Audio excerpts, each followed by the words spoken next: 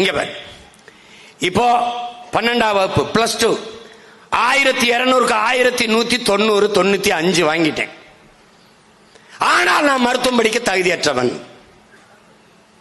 NEET தேர்வு எழுதி தேர்ச்சி பெறணும். நீட் தேர்வில் தோல்வி விட்டுட்டேன். ஆனால் நான் தகுதியற்ற மாணவன் ஆயிடுறேன். 850 எல்லையில பார்டர்ல மார்க் வாங்கி பாஸ் பண்ணிருக்கான் ஒருத்தன். 900 மதிப்பெண் 800 மதிப்பெண் வாங்கியிருக்கான். ஆனா நீட் தேர்வுல தேர்ச்சி பெற்றுறான். அவன் மருத்துவம் படிக்க தகுதியான மாணவன். எப்படி முறை இருக்குதா?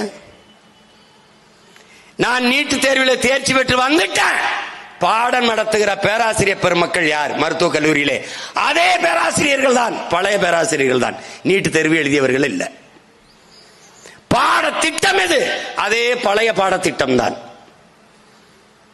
அப்ப நமக்கு என்ன கேள்வி வருது? ஒரு அச்சு, ஒரு மண்ணு, யார் உட்கார்ந்து அறுத்தாலும் ஒரே மாதிரி தான் செங்கல் வரும். ஒன்னு அச்ச மாத்தணும், இல்ல மண்ணை மாத்தணும்.